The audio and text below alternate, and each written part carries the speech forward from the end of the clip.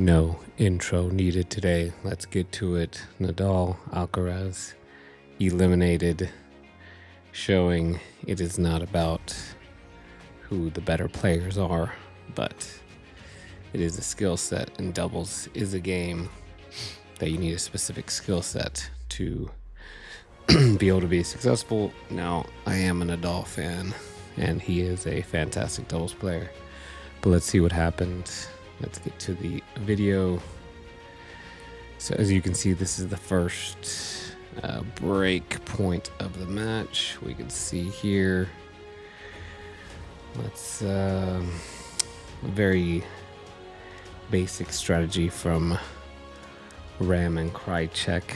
They did on big points pepper the ball at Alcaraz, which is he's still a little young, and the reflex volleys aren't as refined.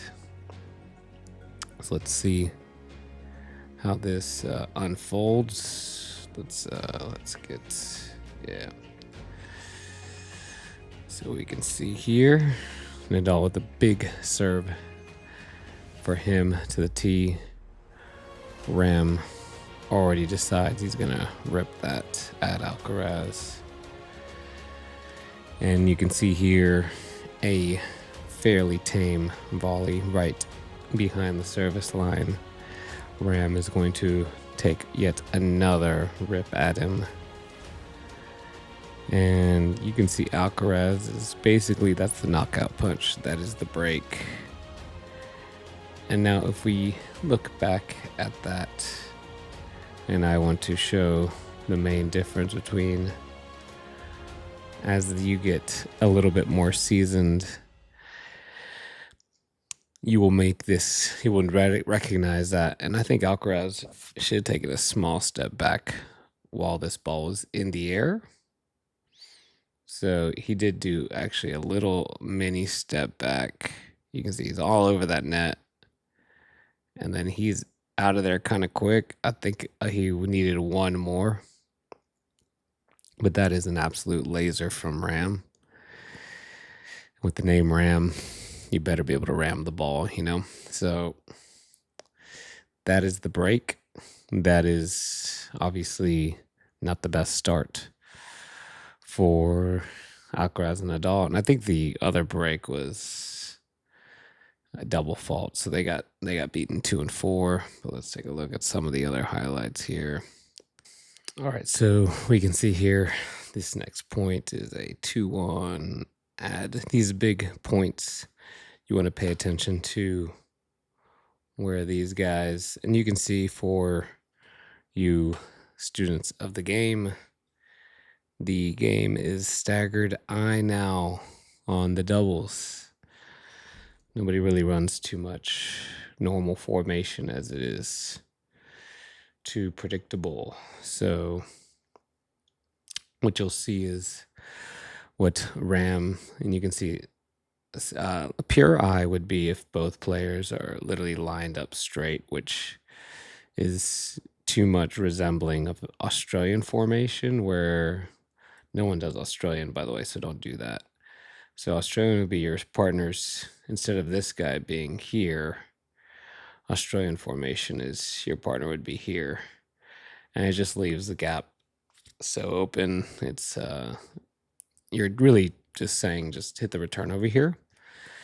But Ram and Krajicek made a deliberate point to, on most all big points, they're going big through the middle. And they're just basically keeping the net person. Let's just take a look.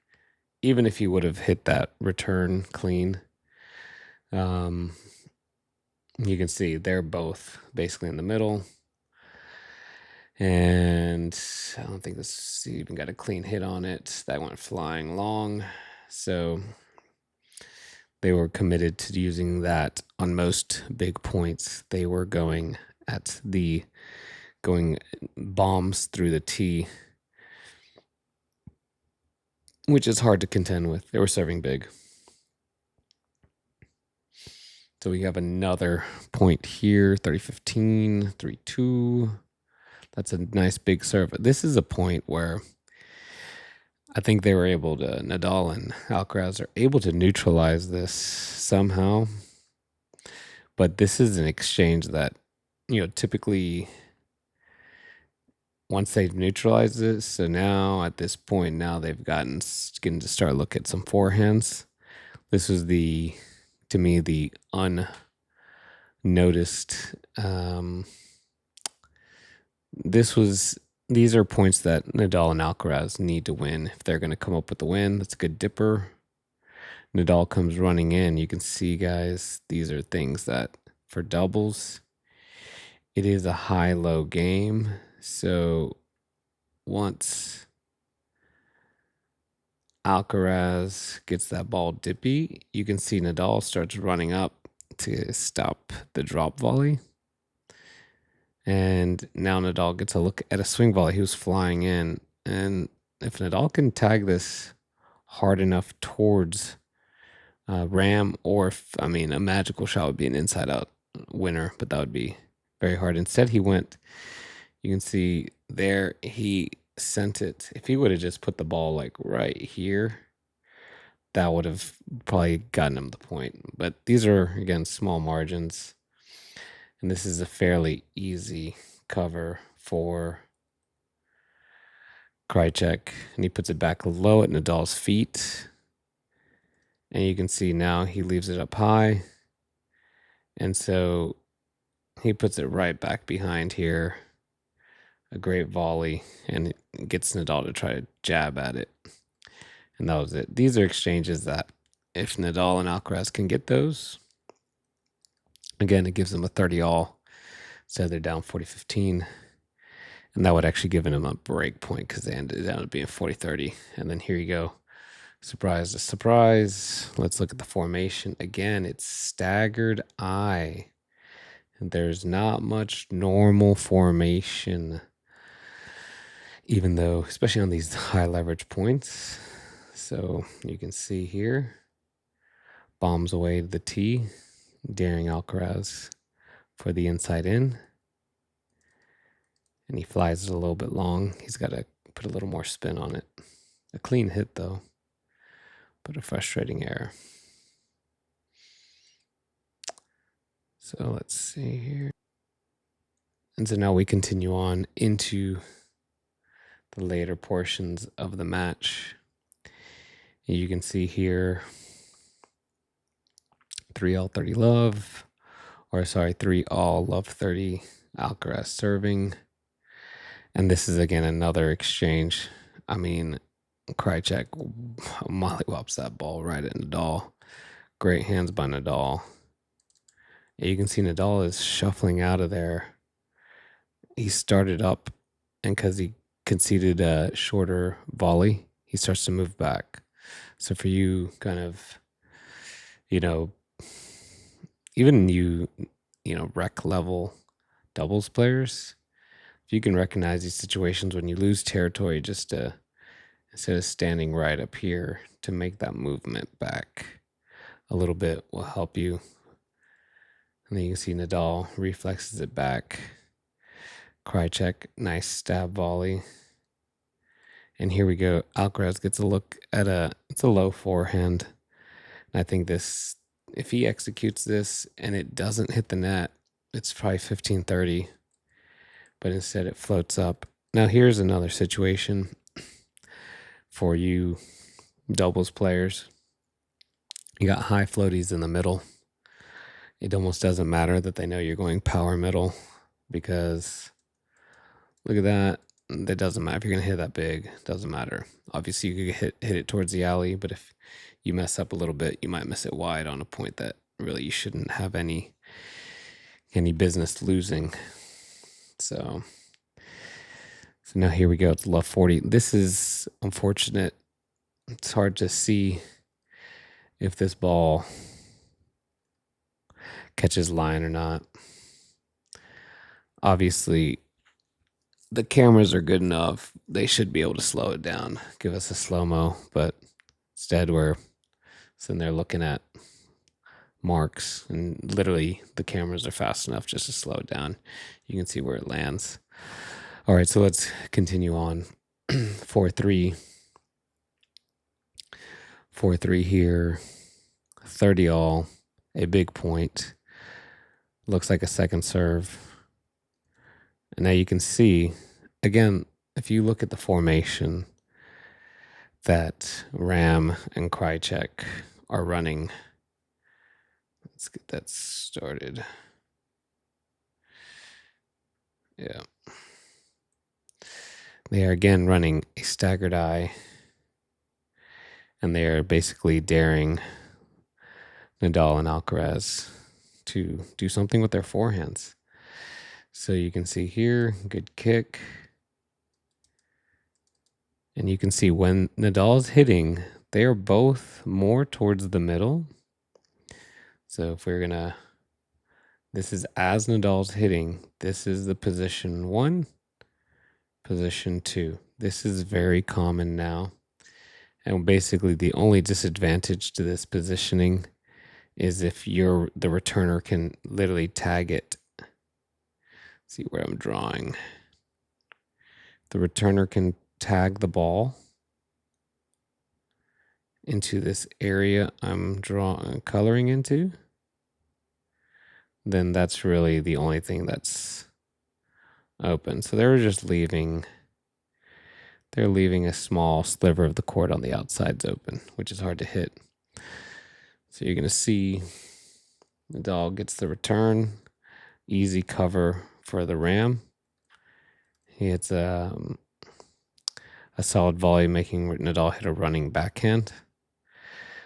Again, you can see the positioning since Nadal is off the court.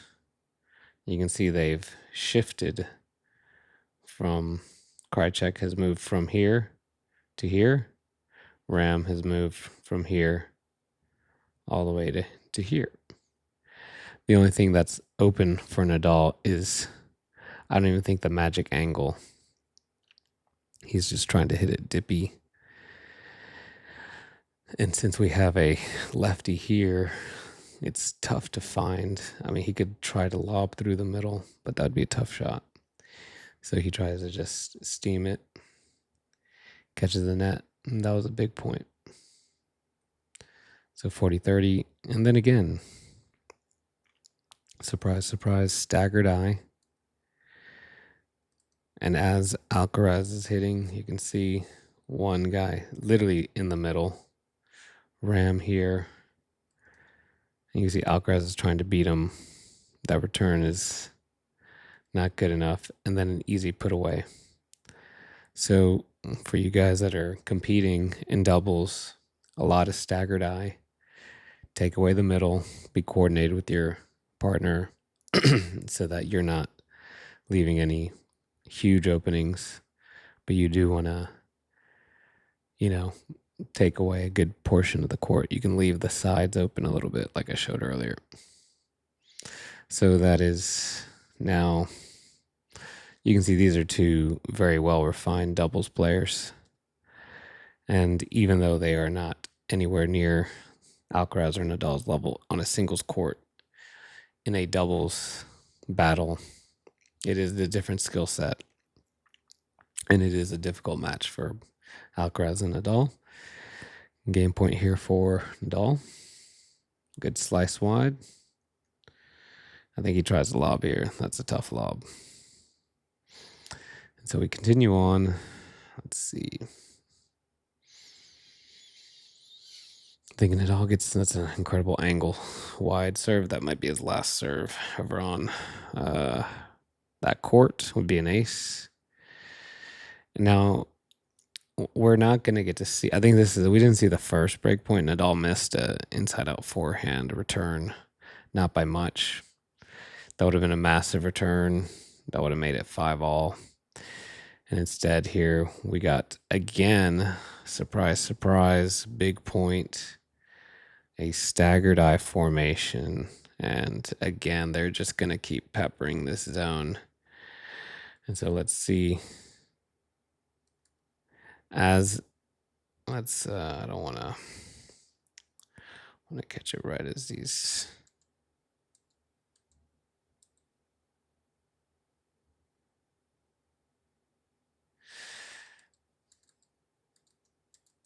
So as he's hitting, you can see these guys are literally both in the middle for you, you know, doubles players out there. You want to shut down some good returners, take away the middle. And we're going to see, let's see where he gets this. The return. If he makes this return, I would have liked to have seen what would have happened. Alcaraz is still a little too flat on the forehand return. Now, a quick thing, if you do run into a team that runs this, which again, they're making the game a little bit of a guessing game because they're putting the net person here, but you should be taking your cuts on your into this area and mixing up some lobs as well, just block returns. Disappointing he missed that. So it continues, and now there's a match point. And here, let's see, slice serve wide. You can see he throws up a lob here, and it does catch these guys off guard. It's interesting, but and then Nadal gets a short backhand. And these are situations that they're used to winning, and Ram didn't miss that by much. So that was big. So here we got a deuce. I think these last two serves from Krajicek, he just power wided these again, but again, let's just look staggered eye, staggered eye, staggered eye. All these big points are using staggered eye. So just so you know, that is the game now. They are running staggered eye all over the place now. So, and that's a big serve. I think it has to get off the line. Nadal can control it. And then here is the final point. The final point we'll see, Nadal. Watch. That's a clean wide serve. And that is it. That is all she wrote. Nadal out of the Olympics. Ram and Krajicek do, play spoiler, because I'm sure nobody wants to watch them in the next rounds. Everybody wants to see Nadal and Alcaraz, but you got to give credit to the two guys. They came ready to play, and they did it. So that is how to eliminate a better singles team. Do not just engage them you do not want to give them very many nice windows to return into, shut down the return windows. And also, it helps that Ram and Krajicek served very well. So big first serves, take away their return windows, especially through the middle. And you can see, even though the weapons are the forehands for Nadal and Alcaraz, the doubles geometry dictates a lot of T serves to get your net person involved. They did mix up the wide serves, but it was primarily to keep Nadal and Alcaraz honest. And when they did serve wide, it was big. And that was a big finish by Krajicek. That is serious clutch serving, so give him some credit. So now we have the quarterfinals for the men's. I believe it is the D Joker versus Tsitsipas, which will be interesting. Obviously, I'm going to take the Joker, who is... Some people are going to get mad, but is he the king of clay right now? It seems to be the question. Who is the current king of clay? Obviously, Alcaraz did win the French, so he seems to be the best on clay right now. But the current king is up for dispute. So, obviously, I think Joker will take that against Tsitsipas, but Tsitsipas is an incredible clay court player. That is probably I would say, between Tsitsipas or Casper Ruud.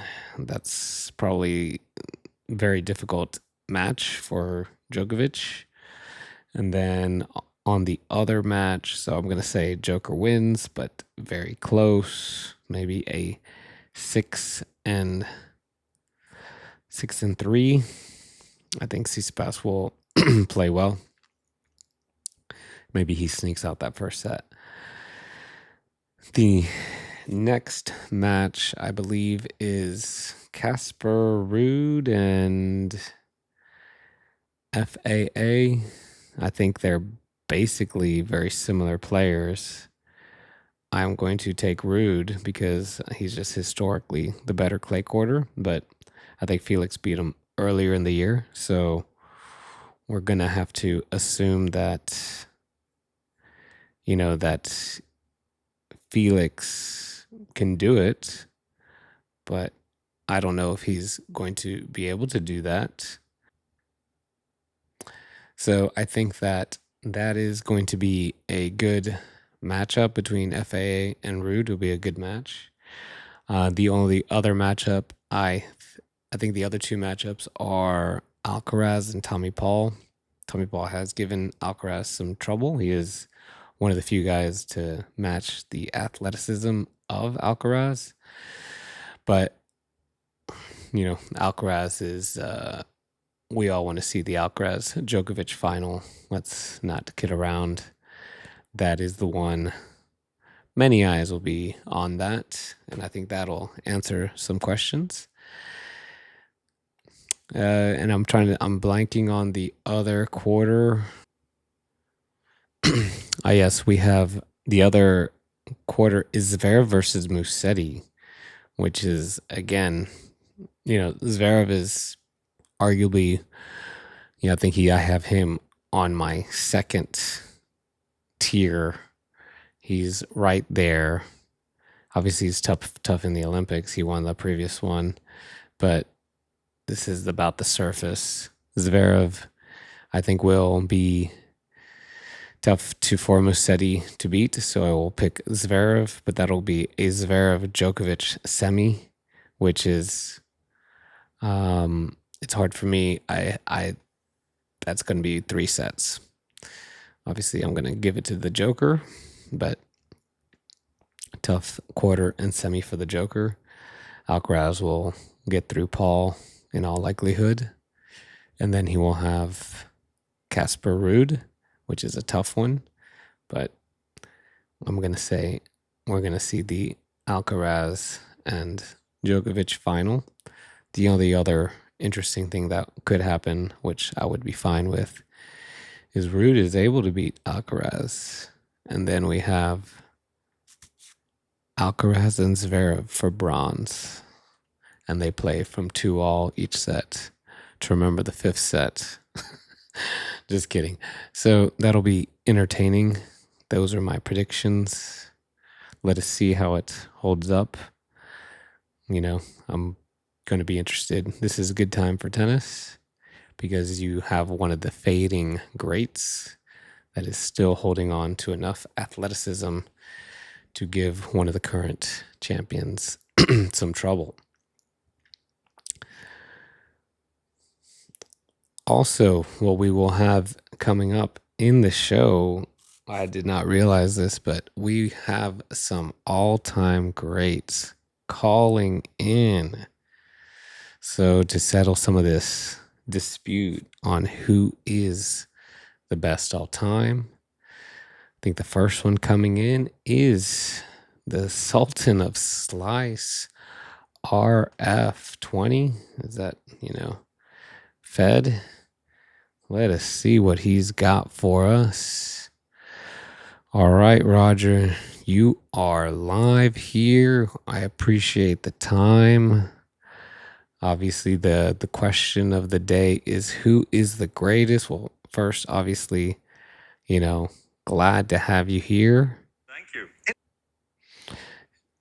Now, let's get right to it. Who is the greatest? I know you don't have a lot of time, so just give us a one-word answer.